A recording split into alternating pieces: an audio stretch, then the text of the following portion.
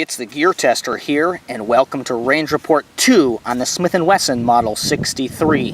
This is a great little revolver chambered in .22 long rifle. First shots of the morning. Let's see how I do.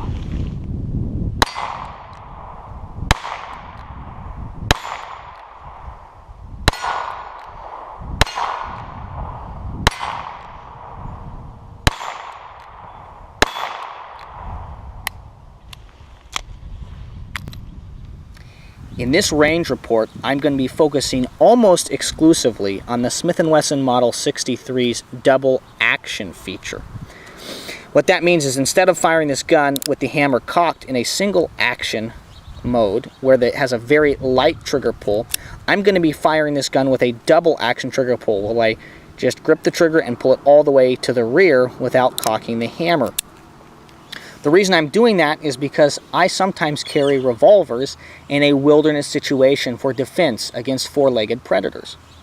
And what that allows me to do, what the Model 63 allows me to do, is practice double action trigger pulls with less recoil and lower expense because I'm shooting .22 long rifle in the gun. So you guys are going to see a number of clips here of me shooting this gun double action only. I may once in a while fire it single action as I fire. You may also see some running and gunning with this gun, and I may be using a Remington 870 that's chambered in 20 gauge in combination with this gun as I shoot some steel in the woods up on one of my friend's property.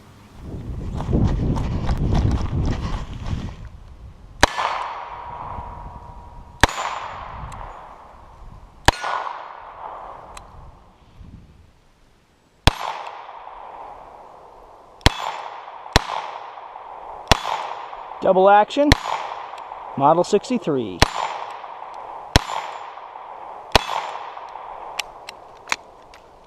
Let's see if I can do a speed reload.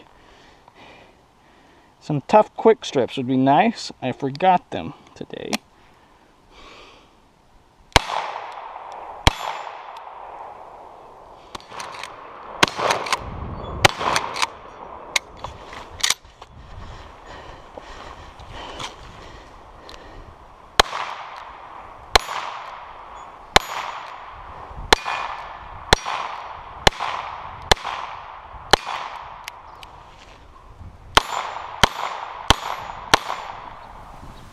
When you fire a revolver in the double action mode, when you're just pulling on the trigger, the reason you would want to practice this for a defensive situation is you want to just be able to draw the gun and fire it. You don't want to have to spend time cocking the revolver.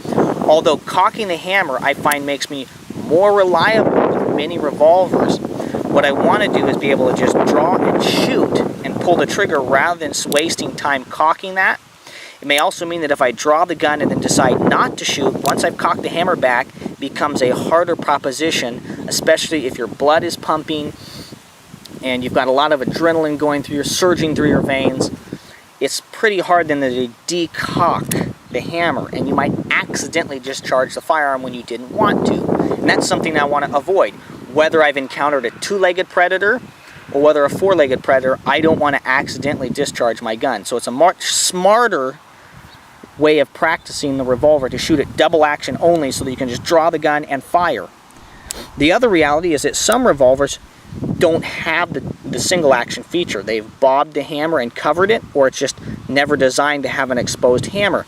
And so firing this revolver double action, I'm not opposed to firing it single action. I do that regularly. But when I'm practicing for a defensive situation, this revolver, the Model 63, is great because I'm able to practice double action only with this gun with lower recoil at a lower cost, and I'm able to practice that draw and shoot scenario rather than using my .357 Magnum revolver and the increased cost and recoil which that brings.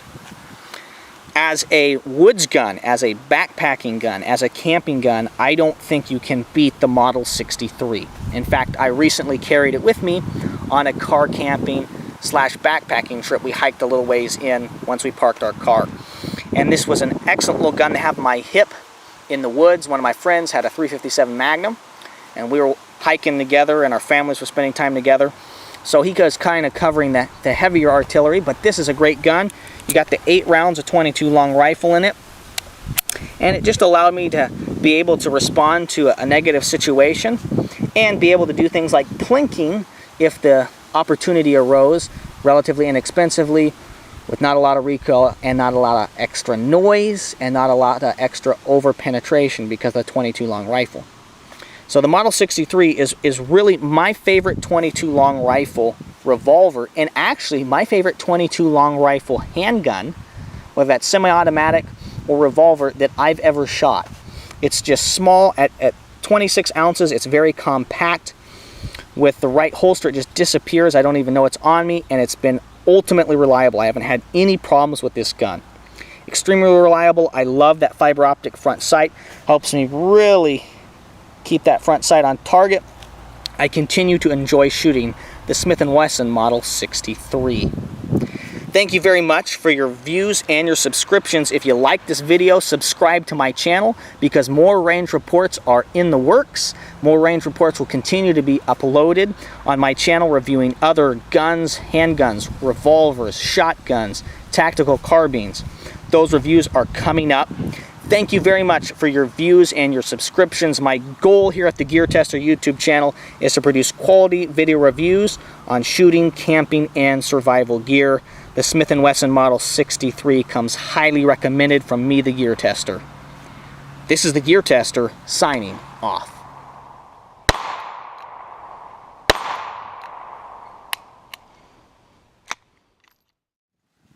It's the TheGearTester here, and welcome to Range Report 2 on the Smith & Wesson Model 63. This is a great little revolver chambered in 22 long rifle. First shots of the morning. Let's see how I do.